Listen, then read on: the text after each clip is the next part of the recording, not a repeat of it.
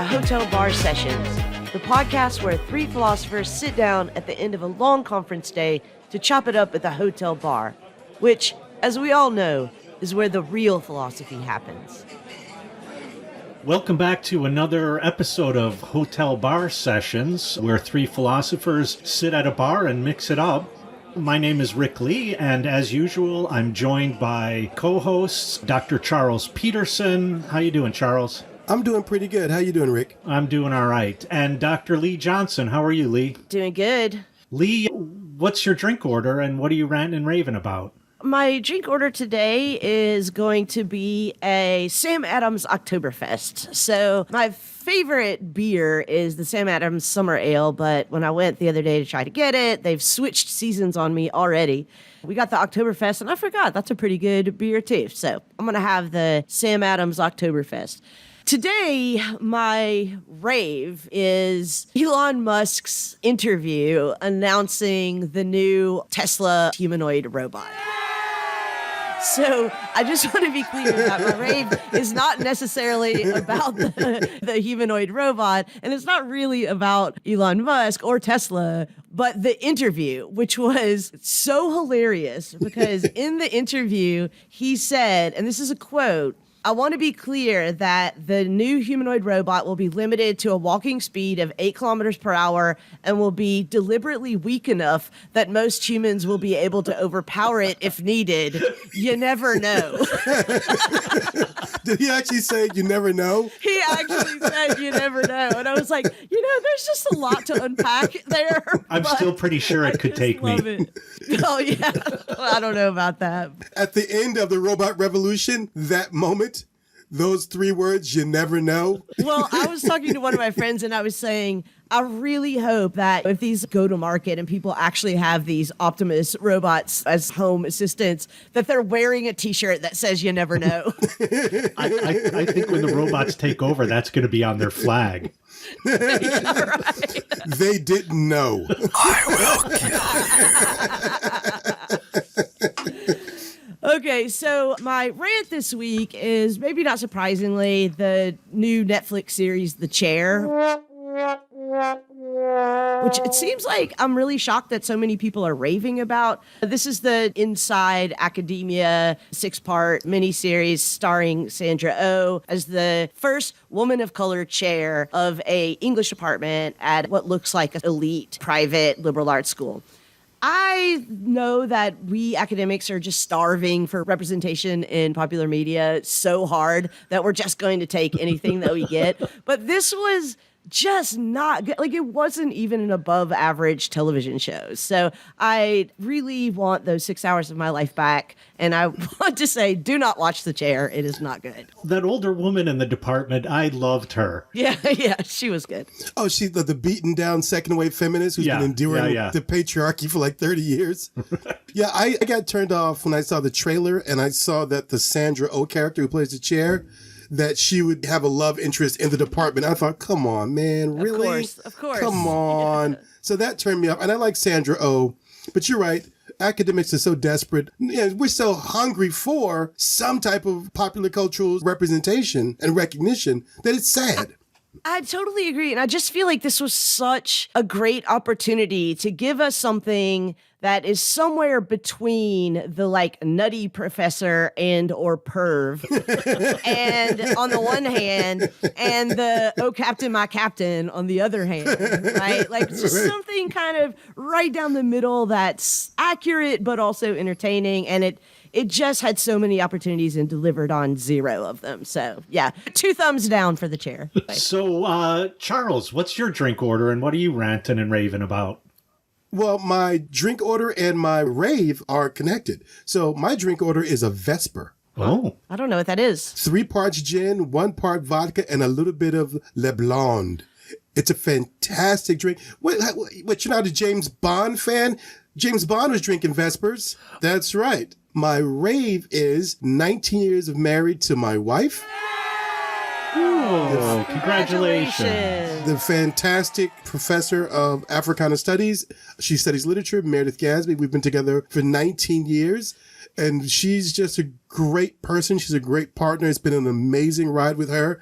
And I'm thinking 19 years, and hopefully at least 19 more and more than that. So we went out to dinner last night at this really great French restaurant, and I had a Vesper. The woman obviously is a saint. Yeah, she is. She completely is. I wouldn't put up with me a minute. A minute. I will raise my next fresca to you. Nothing says love like fresca. My rant, moderation. Fuck moderation. And look, I'm not just saying that based on my own personal habits. That's not what this is about. I'm saying fuck moderation because you had these dumb-ass moderate Democrats who played small ball, childlike games with a major transformative package that Nancy Pelosi is trying to get through the House. And for what? For absolutely what? So you can be seen as this Joe Manchin, Christian cinema type of person in the House? Who gives a shit? No one cares. Get on board. If you want to get reelected, take on the goodies to your district. That's how you get reelected. No one's going to remember your small ball maneuverings around obscure operational tactics within the House for what? She still got it done. So fuck your moderation. It's not a belief system. Moderates can't tell you what they want. They can only tell you where they want to be. Sorry about that. Here. Yeah. What about you, Rick? What are you drinking and what are you ranting and raving about today? Today, I'm having a vodka and soda with a twist of lime. I'll go with Charles. I'll have a Tito's with that. Or in that, I should say. Well, maybe also with it. The vodka soda with a Tito's sidecar. Today, I am raving about Tony Bennett. Nice. Retired. Probably way too early. The man's only 95 years old. I saw the dude when he was 80. He performed here for an hour and a half without break, singing, dancing, and he didn't do an encore. And the people next to me were like, "Oh, he didn't do an encore." I'm like, the man's 80 years old and he just performed for... He has to pee. If he was a real pro, he'd have a catheter. If he was a pro. Or that astronaut diaper. The astronaut diaper.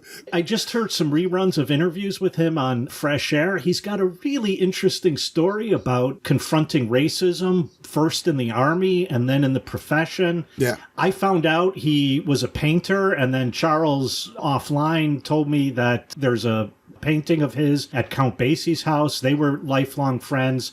Louis Armstrong's house. Oh, Louis Armstrong's house. Yeah. But he was also lifelong friends with Duke Ellington. Frank Sinatra once said he wished he had Tony Bennett's voice. He's an incredible interpreter of song.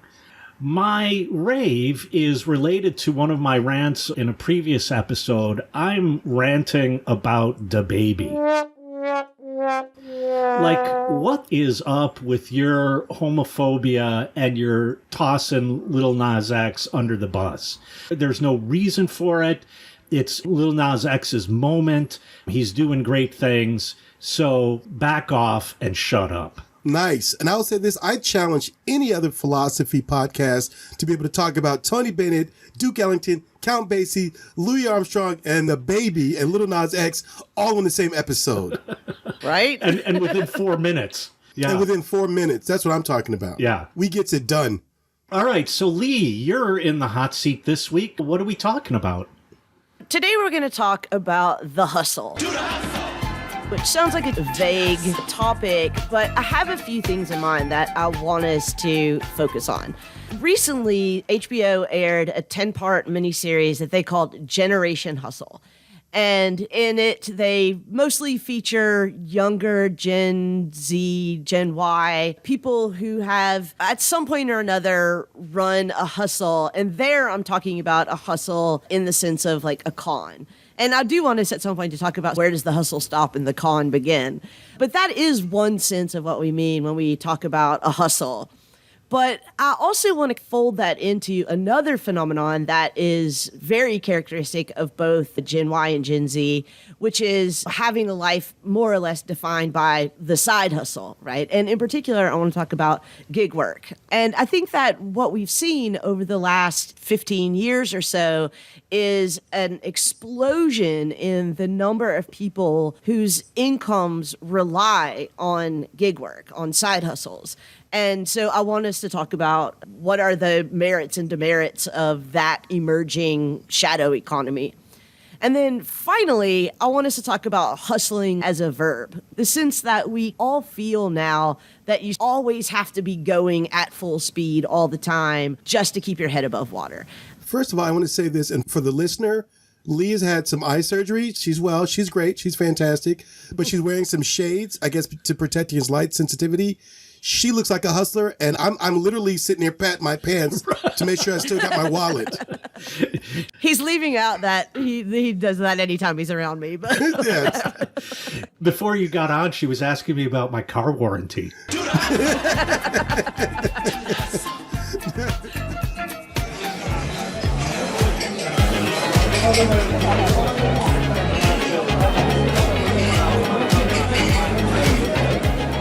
So I will start.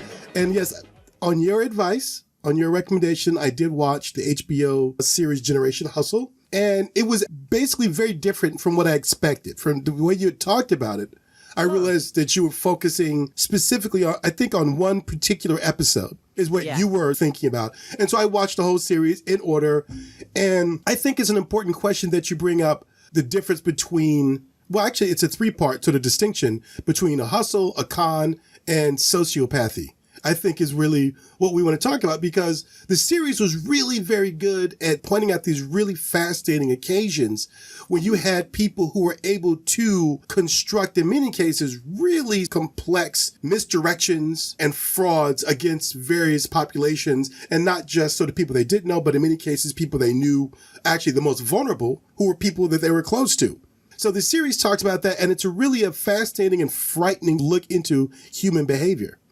It seemed to me, following up on that last point you made, Charles, that all of the episodes are pretty much squarely about different con games. Although a couple of them, it wasn't quite clear to me, is this an out-and-out con or is this somebody's gig work?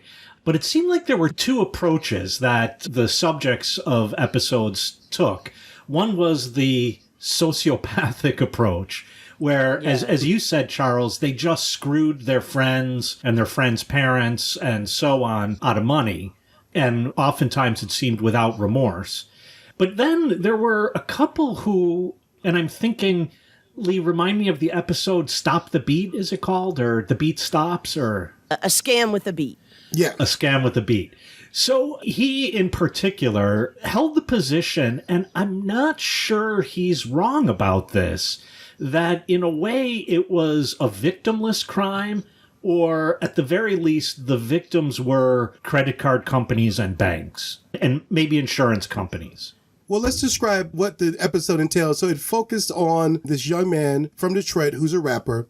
And he was a young man who basically, at the age of 13 or 14, left his mother's house and entered into a life of scams.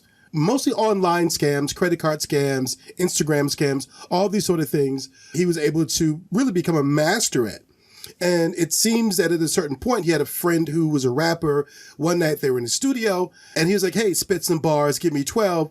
And he started basically describing and telling people, this is how you do what I do. This is how you pull off a credit card scam. This is how you pull off an Instagram scam. This is how you pull off a Twitter scam. And it's seemingly become a genre of contemporary hip hop. So I think it's important for people to know that, because where he's coming from and his hustle, this scam, he sees that as a necessary part of his life because he's coming out of a poor neighborhood. He's coming out of a financially depleted part of Detroit. So this, at least initially, seems like this is a way that a 13 or 14-year-old boy who's disconnected from his home can begin to live in the world and make money. I think he's not wrong that, he's not holding people up, right? He's not robbing them on the street. He's not doing carjackings or even in the drug trade. And so I think he's not wrong that there is something qualitatively different about his hustle. It doesn't seem like run-of-the-mill criminal. Yeah, and in his own explanation, he's very aware of how this actually plays out for his, in scare quotes, victims, which is that he's like, look, people have credit card insurance. People don't actually have to pay these fraudulent charges. I'm not stealing from other people. If anything, I'm stealing from credit card companies. And if they're suckers enough to just put it out here like this, I'm going to pick it up. Well, that's the thing. And I'm certainly no finance expert, but it seems to me that credit card companies still penalize their customers because of those actions. They still transfer the cost, or, what you may have is someone whose credit history is screwed until they can straighten all of this out. What's the expense of straightening that? I mean, how difficult it is to straighten this out. And, I'm not trying to sound like, hey, yay, capitalism. I'm not about that anyway. But if we forget that there is a triangle of interaction, the scammer, the corporation that gets scammed, but really the fellow customer gets scammed first, and then the scam gets transferred to the corporation. And there's that moment where someone's like, oh shit, what do you mean I can't use my credit card? I need to buy this for my kid. What do you mean I can't use my credit card? I need to rent this car to do this. Yeah. And what do you mean? I don't know about buying any tickets to Peru. What are you talking about? So I'm not sure about the victimless crime thing. I think maybe one good way to think about it is in comparison to the story told in another one of the episodes about this woman, Anna Delvey, I think was her name, who sort of posed as this heiress or something. The fake German heiress, yeah. Yeah, a fake German heiress, and built up this largely false social media following. And of course, like all con artists do, was able to get people to back her, but then started taking her friends on these elaborate vacations and then suddenly having a problem with her credit card when it was time to pay the bill. And, that seems to me like, I feel like this is going to be something that is going to be hard as we go forward with some of these stories, because I agree with you both. Some of them are sociopathic. This woman, I think, was. That is a hustle that I have no respect for. That's just straight up sociopathic. But I do respect the hustle that TJ, which is the rapper, was pulling. And I think that he was very careful to think about, for example, who the victims are and whether what he was doing was worth the risks. I also want to point out that TJ was always thinking 3 cons ahead. And when he was able, after getting a record deal for basically wrapping these scams, took the record deal and stopped scamming. And he says, I don't run these scams anymore because I don't want the IRS on my ass. So I have a lot of respect for his hustle as opposed to some of these other, like I said, sociopathic ones. Well, I was going to say something else, but following from what you just said, Leigh, there's a way in which all of these hustlers are incredibly smart. And then the question is, do they use their powers for good or for evil? TJ, I'm not sure, but I do want to say, even though I think it's mostly a victimless crime, and I think we're going to have to get into the relationship between the hustle in both senses, in the sense of the con and in the sense of gig work and the side hustle, the relationship between that and the underside of capitalism. But until we get there, in favor of the argument Charles was making, it turns out that all these perks that credit card companies offer us, including protection on fraudulent charges and so on, mean that they raise their fees to businesses, which means businesses raise their prices for everyone. And so there is a way in which, in fact, all of us are the victims of these kind of scams because we see it in the prices that businesses charge to pass along the fees that credit card companies charge to us.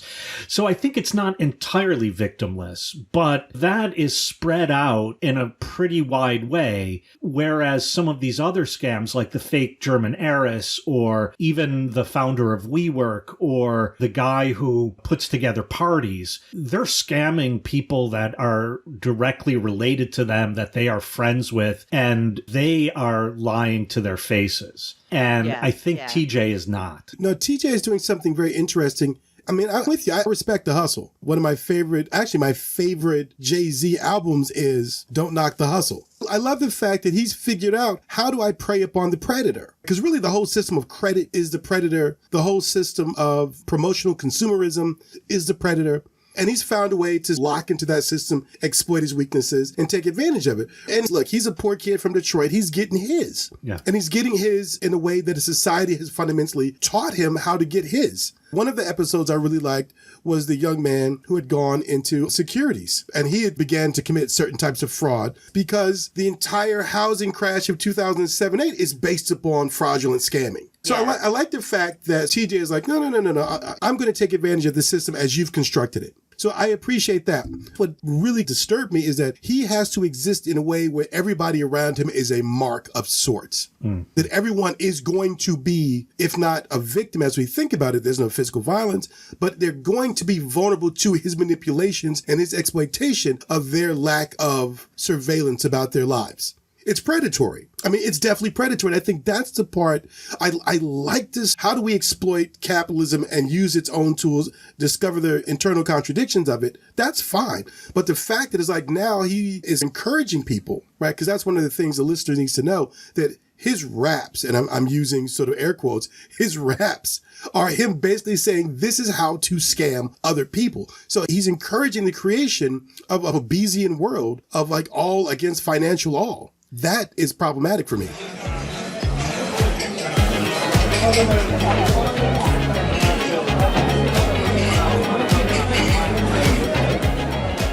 Hey, we couldn't hear you while you were shouting into your headphones. So if you have feedback or suggestions for future topics, or if you just want to pick a fight with one of our co-hosts, or in fact all of us, just visit us at www.hotelbarpodcast.com and click on the interactive page.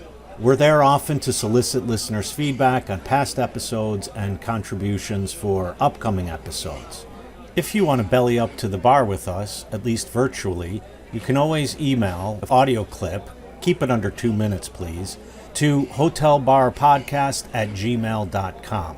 If it's interesting, we're going to steal it from you. If it's not, we'll send you our Venmo handles and you can virtually buy us a drink.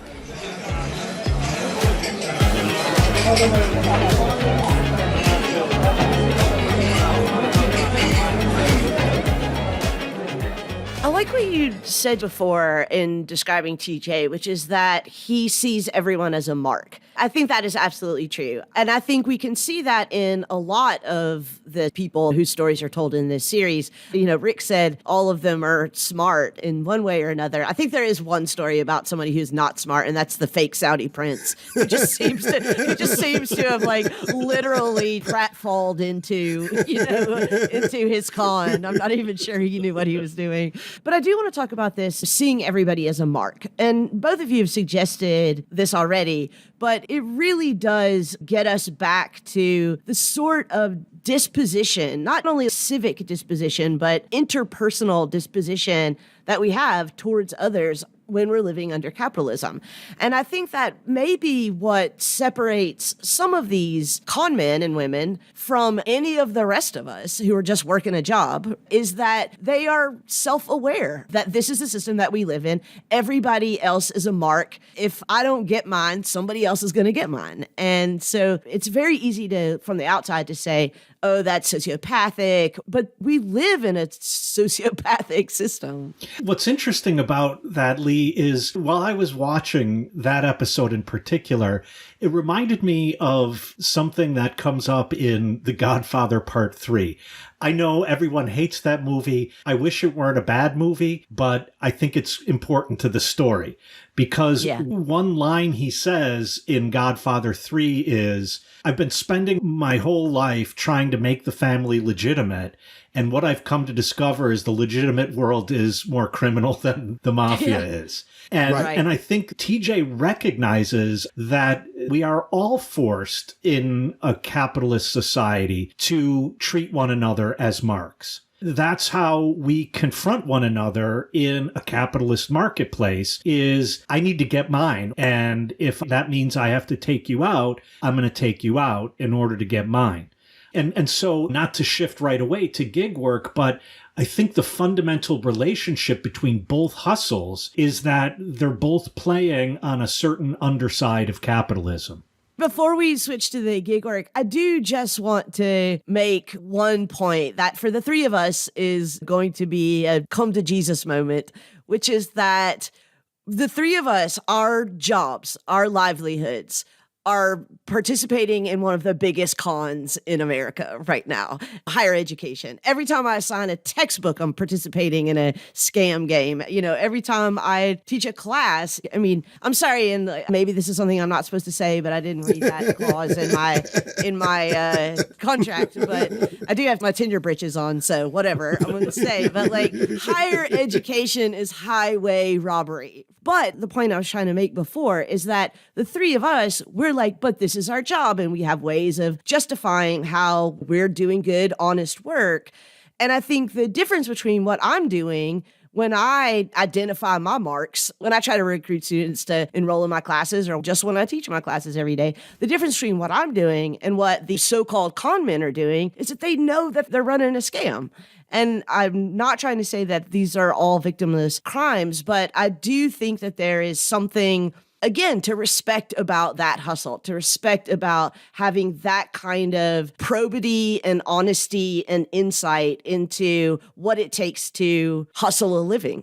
No, without a doubt. I mean, one of the things that I loved about TJ was this is a brilliant young man. Yeah. In terms of technical proficiency. And not just him, but there seems to be a community of these underground tech intellectuals and activists. So technologically, he's got an amazing proficiency. Psychologically, he understands how can I manipulate people in terms of consumerism and promotions, right? When he talked about the ways in which he was able to insert himself and his scam into a famous personality's Instagram account and parasitically but brilliantly ride that person's fame in order to feed his. So these are amazingly intelligent people. And one of the things that you constantly hear within TJ's episode is if only he uses powers for good. Right. But the thing is, though, and this is to go back to Rick's point about Godfather 3 and Michael Corleone's comment, what is the good? What is the system? What is the order that's good? Because I'm going to go back to generations of Wall Street financiers and bankers and sort of people in housing and mortgage loans and subprime contracts. That's supposed to be the legal thing. And what makes it even more corrupt is because you're giving it this veneer of legality. So at that level, I'm not mad at TJ at all. These are the conditions under which capitalism has forced us to exist. I think another thing, just to echo what you're saying, Charles, about really how much respect I had for TJ after watching that episode is that, he's developing these interpersonal skills and financial skills and psychological skills against all odds. So right. Unlike, for example, the episode that was the frat boy Ponzi scheme, where you have someone who already has a tremendous amount of privilege, of course people are going to lend him money. Of course people are going to trust him. Of course people are going to think that when he screws them over, it was just an honest mistake. That is not how people see TJ. He has to literally hustle for every hustle. So I think that there's a lot to respect about his story. I was shocked in watching these episodes how many of them were just various forms of Ponzi schemes. Yeah, right. Yeah. And TJ's hustle is not a Ponzi scheme. And Right. It's not even a form of a Ponzi scheme. Maybe also the fake heiress, she was also not running a Ponzi scheme. She was just straight up stealing from her friends, which in a way, the only reason why that's a hustle is because she had to concoct the whole fake German heiress thing and cultivate contacts in the art world and buy expensive Fendi bags and Manolo Blahnik shoes and so on. Rick, you seem to know a lot about the details. Rick's like, well, in my previous life as a German heiress, these were the tools of my hustle. I was a real German heiress, though. Actually, my mother's no, I shouldn't say that on a podcast, what my mother's maiden name is. No. So I was shocked at how many of these were Ponzi schemes, which really don't take a lot of ingenuity and smarts and so on. But they all do. I mean, we've called some of these hustlers sociopaths. But let's be clear, in order to play the hustle, they have to have an incredible emotional intelligence, right? They don't experience emotions, it seems, themselves. But they do really have to understand how others feel and how to play on those feelings in order for their hustles to work. Okay, so I have a question, and I genuinely don't know the clinical definition of sociopathy. I'm one of those people who uses that term probably too loosely. But I thought that the indicator of a sociopath was that they had a kind of disregard for the consequences of that. So, I mean, just to boil it down to philosophical terms, it's someone without a moral core or a moral backbone or something. It's not that they don't understand right and wrong. It's not that they don't understand that other people have feelings. It's just that they have no regard whatsoever for those things. Is that a correct understanding of sociopathy? So it seems that sociopath is really just an old name for an antisocial personality disorder. And the definition of such is the presence of a chronic and pervasive disposition to disregard and violate the rights of others. Manifestations include repeated violations of the law, exploitation of others, deceitfulness, impulsivity, aggressiveness, reckless disregard for the safety of self and others, and irresponsibility accompanied by a lack of guilt, remorse, and empathy. The disorder has been known by various names, including dissocial personality, psychopathic personality, and sociopathic personality. It is among the most heavily researched of the personality disorders and the most difficult to treat. Boy, does that describe Donald Trump or what? Holy fuck. Well, I was just about to say that I'm sure you've all seen this in the last several years, in part motivated by Donald Trump's rise to power. There were all of these articles about how in extremely wealthy people and extremely powerful people that there's a disproportionate number of people who display sociopathic tendencies and characteristics. And it's now occurring to me that in a system like capitalism, which not only encourages but rewards the disregard of other people's feelings, of the law, and of right and wrong, of course, to make it in that system, you're going to have to indulge whatever sociopathic tendencies that you have. To quote Michael Corleone one more time, it's not personal, it's business. Well, yeah, I mean, that could have been the title of every single one of these Generation Hustle. Yeah, it's not personal business, yeah. So, I mean, not to get all Marxist on this, but Marx had already diagnosed the fact that a society organized around capitalist modes of production will be a society in which we encounter one another as things rather than as people. And Georg Simmel has a really nice essay called Metropolis and Mental Life, is the English translation, in which he pinpoints the characteristic of modern cities as imbued with this kind of capitalist impersonalism, in which we either engage one another as things or we engage one another as means to an end. And in that sense, then it seems to me that, I mean, again, I want to say, but now I realize I don't think I have a good argument. The German heiress is of a different kind than TJ, and yet both of them are exploiting this structural impersonality that belongs to capitalist societies. I think there are two great points here. I think certainly the dehumanization that takes place within capitalism, and we see it through technology, right? We've all been reduced to our credit card numbers or our dates of birth or our credit numbers, right? We're just this mixture of digits that float within the electronic Ethernet. But I think also there's a question of, and I like Leigh's point about how this type of personality really gets fertile ground within the conditions of capital. And I'm thinking about that great novel of capitalism and the plutocratic sensibility, which is Moby Dick, right? Herman Melville's, and I think about C.L.R. James's book, Mariners, Castaways, and Renegades, where he does this Marxian analysis of Moby Dick and reveals Ahab to be this character that is distinct and very specific to the age and precedes your Carnegies and all these other robber barons of the late 19th century and early 20th century.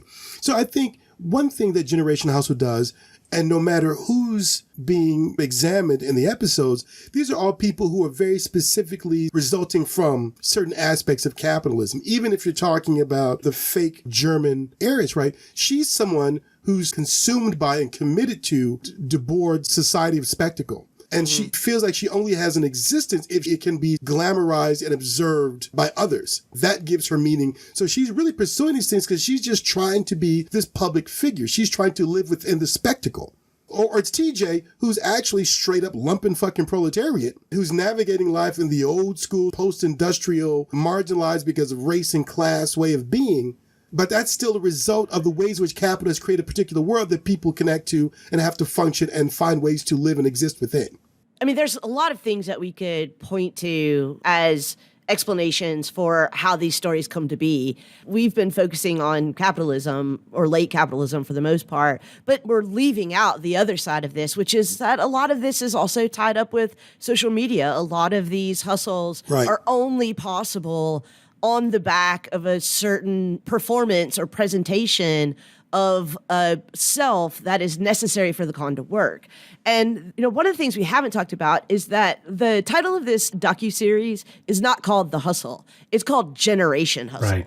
And it's very much, I think, aimed at Gen Y and Gen Z, millennials and Gen Zs, maybe some Gen Xs in there too. But, people 40 and under, we'll say.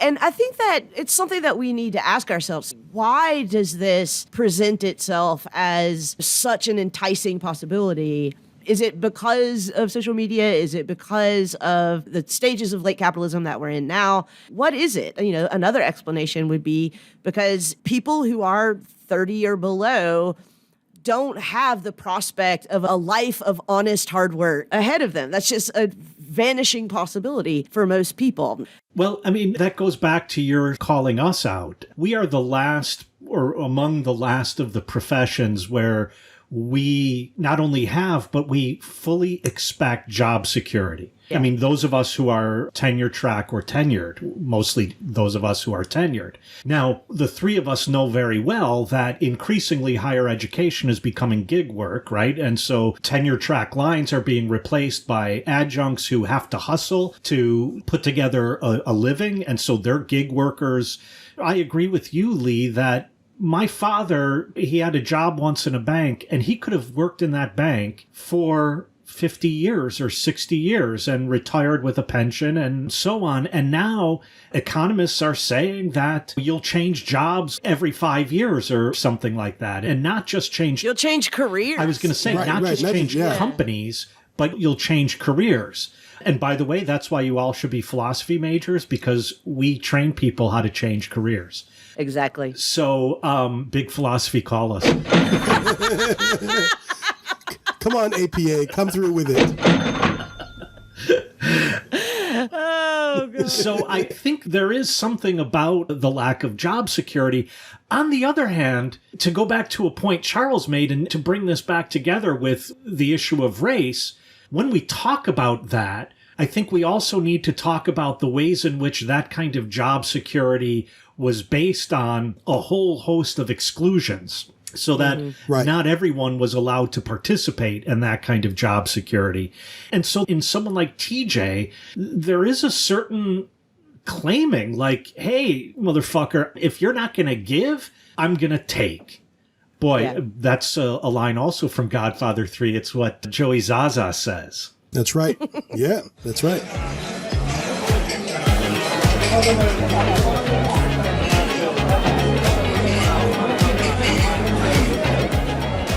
Once every episode, as a public service to Hotel Bar Sessions regular listeners, your HBS hosts offer a quick-fire segment of random facts that you can use to spice up your future cocktail party conversations. Here's a random fact. 7 people were charged with the bombing in Haymarket Square in Chicago. 4 were executed. All of them were known not to have been there. The 4 victims, as well as others, are currently buried in Forest Park, Illinois. Today's random fact: humans are the only animals that blush, or, to quote Mark Twain, have need to. Here's a random fact. Bananas glow blue under black lights. To the everyday eye, under normal conditions, ripe bananas appear yellow due to an organic pigment called carotenoids.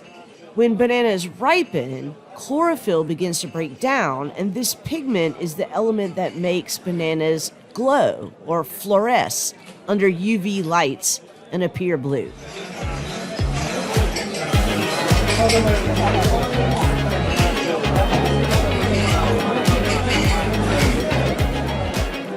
Okay, guys, I don't want to get out of this episode on The Hustle without explicitly talking about gig work. I want to kind of paint a picture for our listeners about gig work. So, as you probably know, there's a tremendous difference between employees and gig workers and or independent contractors in terms of labor rights or protections. Gig workers do not have the right to organize a union or bargain collectively. They don't have minimum wage protections. They don't have overtime wage protections. They don't have access to unemployment or workers' compensation. They don't, this is probably really obvious, they don't have employer contributions to Social Security or retirement, and there's no anti-harassment or discrimination protections for gig workers. So it's bad work in many ways. But a recent study, I think like 3 years ago, asked people who have side hustles, gig work, how important is the income you earn from gig work to you? And a good 45% of them said that gig income was essential to meet their basic needs. And a whole another 32% said that it was a important part of their budget. So whatever that is, 70% of people, it's either essential or extremely important to just living. I think that when gig work came on the scene as its own category of talking about work, it seemed like a really good hustle for a lot of people. You know, I don't have a job, I can set my own hours. And now we're seeing that capitalism just absorbed that naivete right up and it's just basically put those gig workers on the spit and we're just sitting back and barbecuing them. And I think about this in terms of certainly the breakdown of traditional labor, which Rick rightly points out, was so solid because of the ways in which it set barriers to who could derive benefits from engaging that labor. But it seems to me that the rise of the gig worker is exactly what you're describing, which is this idea that, oh man, there's money out there in the streets just waiting to be plucked up. If you just hustle your ass a little harder, if you're willing to pick up another job, if you're willing to drive Uber and drive Lyft, it presents itself as almost utopian versus as revealing the really sad straits that one finds oneself in if you have to work these various jobs and be subject to. And I'm looking at this recent ruling by a judge in California, which sort of, I don't want to say overturned, but ruled that Proposition 22, which defined Uber and Lyft drivers as gig workers, was not constitutional. And for those who are unfamiliar, California's gig worker laws, which argue that these are not employees of businesses, but they're independent contractors, which means that businesses don't have to provide benefits, they don't have to provide insurance, they don't have to provide money for pensions or any of that. That law also extends to migrant labor. So the people on farms and who do the work of picking the produce that we all nationally consume, they're considered independent contractors and have no access to the various protections of formal labor. So it seems to me that it's always been this sort of desire to put laborers in this position of being vulnerable, but feeling themselves responsible for that vulnerability and having to work even harder for the benefit of the bourgeoisie, if we want to go old school Marxist with it. Yeah, I'm really glad that you're bringing up this point about their vulnerability, because if there's anything that we learned in the last year and a half since COVID, it's that these are the most essential workers, right? I mean, most of us, I don't know about you guys, but that's how I got my groceries. That's how I got my food. I never I still have not been inside of a grocery store since March 2020. After several months of being on lockdown and having groceries delivered, we just do that now. And of course, Rick mentioned earlier that there are whole industries that are absolutely reliant on gig workers, academia being the most damnable of them all. But I also think that there's a kind of a hustle in the sense of con, that these gig work companies are hustling the people who end up becoming gig workers. I saw just the other day, someone on Twitter said, people complain about gig work. I got a job with Uber and I doubled my income. And someone responded, that's not what doubling your income means. Right? Like what you did was you got another job. Right. You're now working 2 jobs. You did not double your income. You just got a second job. Right. Well, and also it's becoming more and more clear that Uber in particular is not only not profitable, but cannot be profitable. And so this is going to collapse eventually because the money's going to run out. Or if it doesn't collapse, that's because capitalism itself is a Ponzi scheme. Uber is running the long con in general, and the founders and the first employees are going to walk away rich no matter what happens after that collapses and all the drivers are totally fucked.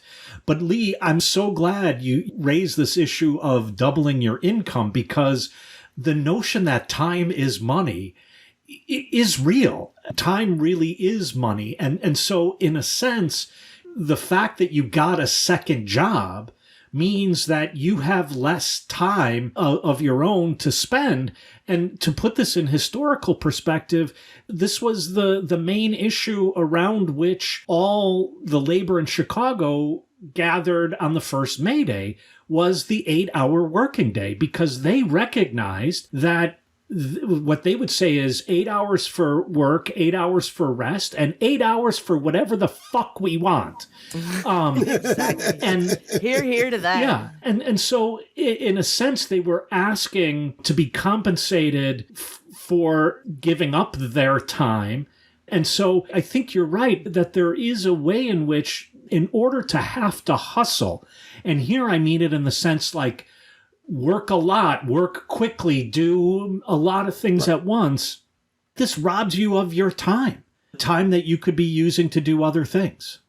I also want to point out another long con gig company that's robbing us of something just as essential as time. And I'm talking about Airbnb. So a lot of people don't think about Airbnb hosts as gig workers, but of course they're gig workers. But Airbnb has been playing a long game, and the consequences of that long game have been there is less and less affordable housing every year. It is extremely hard to buy a house right now. There are more buyers than there are homes. And a lot of the people who have the means to purchase homes are purchasing them not for tenants, but for Airbnb, for gig work, for income. And it's a very profitable side hustle, Airbnb is.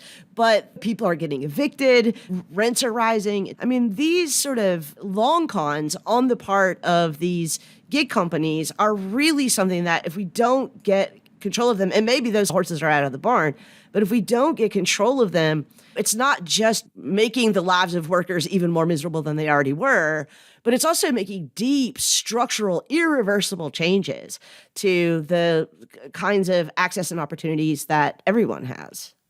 Well, it's interesting that you say that.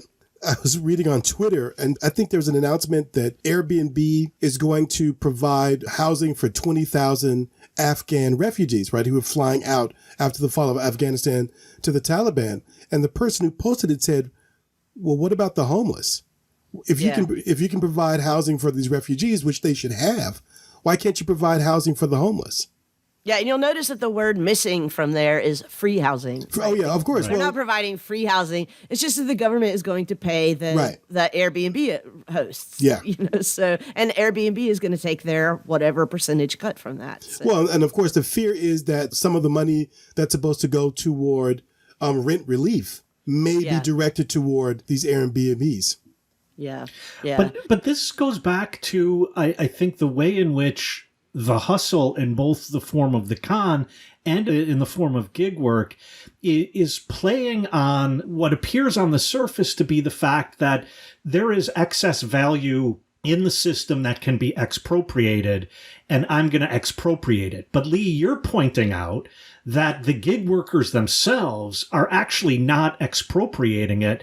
They're in a sense getting another wage. And that wage means they're using their time in order to produce that value, which they're not getting all of it either. So it's only apparent exploitation of excess value in the system, or expropriation of this excess value.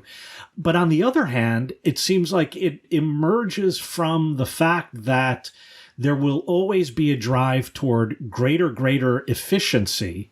And I disagree with people who are constantly talking about, and they had to make up a stupid word for what we already had a perfectly good word for, disintermediation.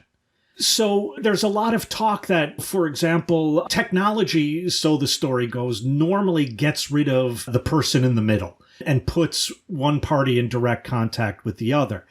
Never mind that the technology itself is a medium, and never mind that capitalism is what it is because there is always mediation. And that's where the expropriation comes from. And so I think this issue of getting rich off of doing gig work is something that if you're really going to do it, you're going to have to turn your gig work into a con. That's the only way to actually get rich. Here's the genius of the corruption of it. It seems like this is an invitation to be an entrepreneur.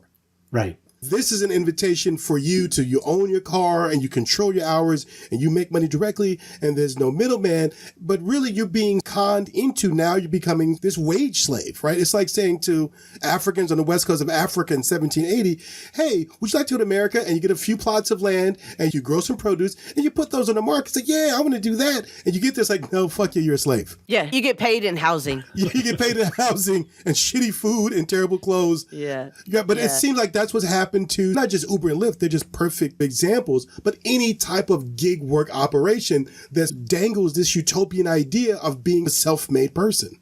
Yeah, and if I could just kind of bring this full circle back to the generation hustle, the title generation hustle. Bring it. It seems to me that if I were in my teens, 20s, even into my 30s, and looked out at the world and had some real reckoning with what I saw, I would immediately see that my only options are the hustle and the con. And I'm not sure that the con, exactly as Rick said before, is not in many ways not only a preferable choice, but maybe even more respectable choice. So just going back to TJ, our scam with the beat guy from Generation Hustle, I do think that he stands out to me in that whole series as someone who has what is it called when you have like 10,000 foot view? Yeah, he has the real 10,000 foot view of not only the alienation of labor under late capitalism, but also the sort of circus of images of social media,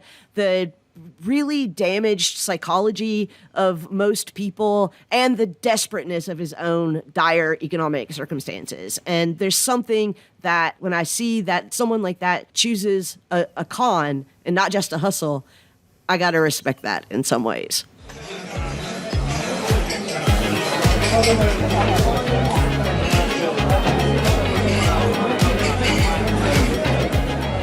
Hey listeners, before we have too many drinks and it slips my mind, if you can't catch us at the Hotel Bar, you can catch us on Twitter at Hotel Bar Podcast. You can also follow our HBS hosts individually on Twitter to catch their off-air thoughts. You can follow Charles at C_F Peterson. And Peterson is with an O, not an E.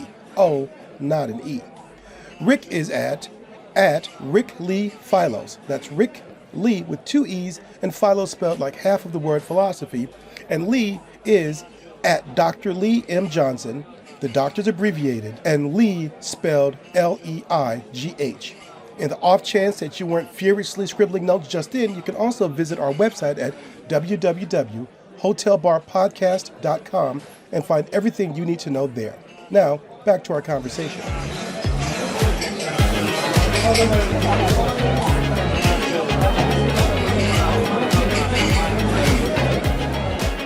All right, you guys, this has been a really fascinating discussion, and you guys have given me a lot more to think about, a lot more really sad and depressing things to think about, but nevertheless, something to think about. However, it does look like Frangelica is wrapping it up. She's got to go and do her side hustle. I think she runs Uber at night. So Frangelica is giving us last call, and that means we have to get out of here. But Rick, you are going to be in the hot seat for our next episode. What are we going to be talking about next time?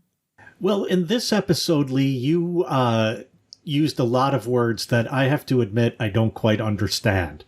Millennial, Gen X, Gen Z. You didn't say... Okay, boomer. But you're not a boomer, are you? You're just like an elder X, Yeah, right? Technically, boomer ends like 65, something like that, and I was born in 66. Okay. So... Split hairs, why don't you? Which is weird that 2 of my sisters are boomers, but I'm not. Well, this is what we're going to talk about. We're going to talk about generations. Like, what are they? how are they determined? But more importantly, are they descriptive? Or are they what Sally Henslinger would call a gerrymandered set? So next week, we're going to talk about generations. That sounds super interesting. I love to make broad, sweeping, mostly inaccurate statements about generations. So I'll try to get them all ready for next week. With heavy doses of judgment. Yes, right. With heavy doses of judgment. All right, you guys, this has been great. I will catch you for the next episode, and we will be talking about generations. Catch y'all next time. Later. Later.